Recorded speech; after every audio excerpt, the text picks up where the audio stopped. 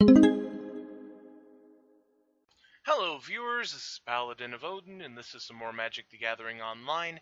This is another episode of the Standard Commentary series, and it looks like we have Selesnya tokens versus some kind of mono blue deck. Sigled Starfish and Grip of the Royal are all we've seen from him, so I don't know exactly what he's playing, but it's probably either mono blue brains or some kind of thing in the ice play. A second sigled starfish. Now, green and white, and anticipate on top of that. Now, green and white has a Crawlin Horde Howler if a player casts 2 or more spells the last turn. So he's going to flip back. He has a Lamholt Pacifist and an Evolutionary Leap. Now, thanks to the grip, he's not going to untap, but since he flips back, his ability doesn't require a tap to activate, so he could activate it if he felt like it. He's got 4 cards in hand, 4 mana in play, lots of options in green and white. Tireless Tracker, plays another land, gets a token, leaves him with 2 mana, which there are a lot of creatures he could play. I was going to say Sylvan Advocate, another Lamholt Pacifist, another Duskwatch Recruiter, Thalia's Lieutenant, excuse me. But he sacrifices the clue token to draw a card and turn the tracker into a 4/3, which lets the Lamholt Pacifist attack in. And it's 3/3, so it's big enough to kill off the Starfish.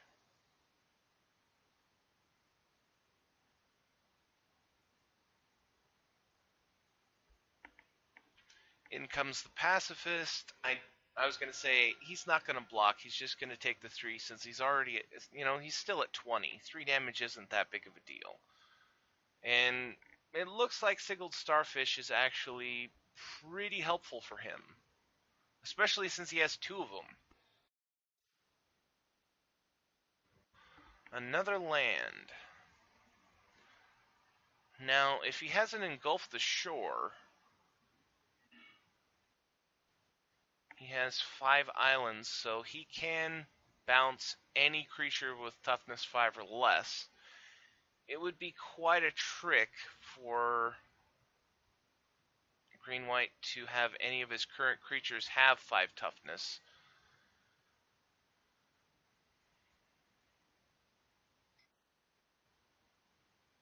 Always watching. Well, if he's gonna engulf, well, it's the number or less, so still gonna be able to bounce all these creatures. He'd have to have a 6 toughness creature for it to survive the engulf the shores, but always watching is a real brutal card in this situation. +1/+1 and vigilance. Okay, responds with Hydrolash. -2 on all creatures and draw a card. So 2/5 or 2/4, 3/5, and a 3/4. He can block the 2/4 with the starfish and it'll live. 6 damage would take him down to 11.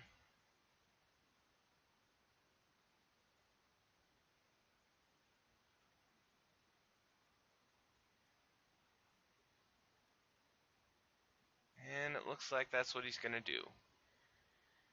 Take the 1 block that he can where his creature doesn't die, and then just take the rest of the damage.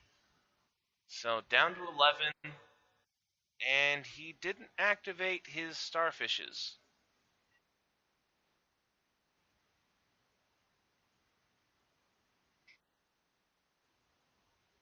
Jace's Sanctum followed by a 3rd Sigled Starfish.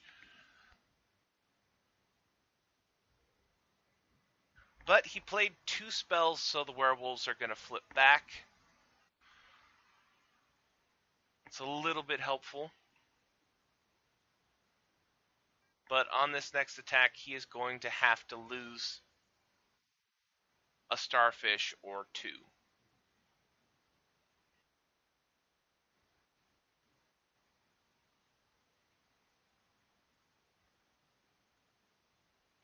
And he's going to block the big guys, lose 2 starfish. Is he going to remember to use them before they die?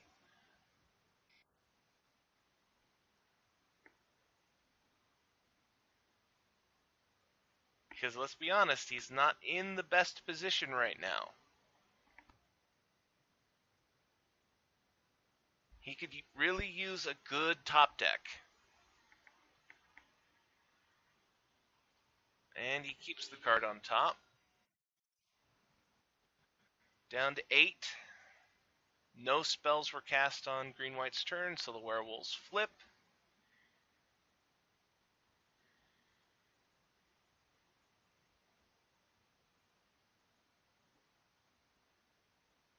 And now it's pretty much crunch time. Blue has to have some answers to these creatures or he's going to die. Talent of the Telepath. I have to admit, probably not going to be all that helpful. He does get to scry 1, thanks to Jace's Sanctum.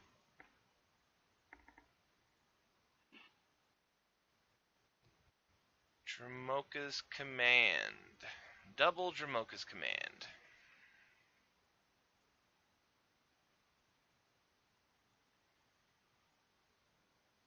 Oh, he can put a +1/+1 counter on the Sigiled Starfish and make him sacrifice an enchantment. He has Spell Mastery, so he can do it twice.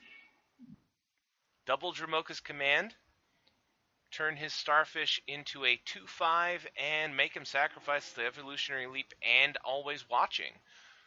So, actually, it turned out quite helpful. He was just pretty lucky that he managed to find 2 options in so few cards in the green and white deck because they typically don't have all that many instants and sorceries. You know, most of their deck is creatures and enchantments.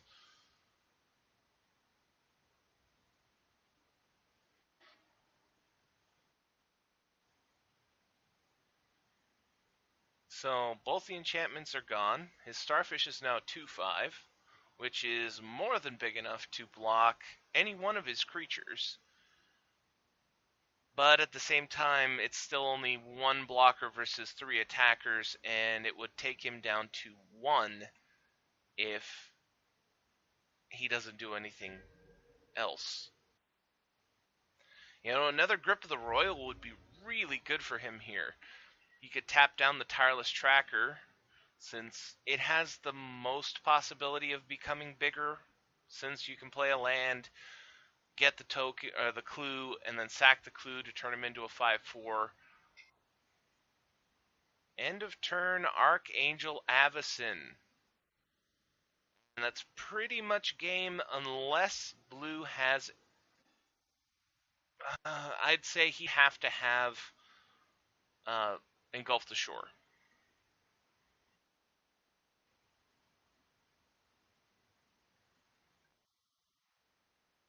And thanks to Jace's Sanctum, he has the ability to cast it right now. Hydrolash. Well, that'll zero him out. 1 damage, 2, that would be 3, 4, 5. So 5 total damage if he let it through, but he can block the Tireless Tracker with the Starfish and take 3.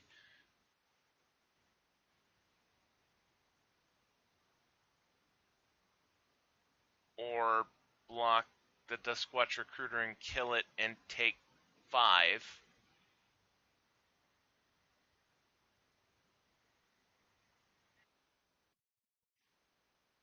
And kill himself because Archangel Avacyn is going to flip and deal 3 damage to each other creature and each opponent.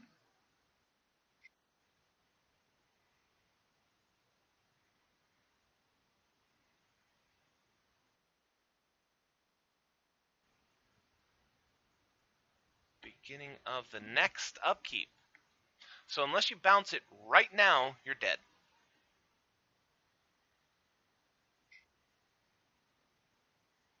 And Dromoka's Command, sack an enchantment, +1/+1 counter. So he wants to save his Tireless Tracker from Avacyn if blue doesn't die right here. And he does.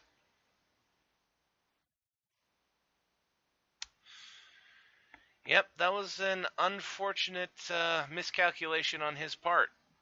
He should have just blocked the Tireless Tracker. But, you play and you figure these things out for yourself, and I highly doubt that he's going to make that mistake again. But we're over 10 minutes, so I'm going to end the video there. That was green-white tokens versus mono-blue. I'm going to call it mono-blue brains, since that's what it looks like. And if you liked what you saw, hit that like and subscribe button for me, and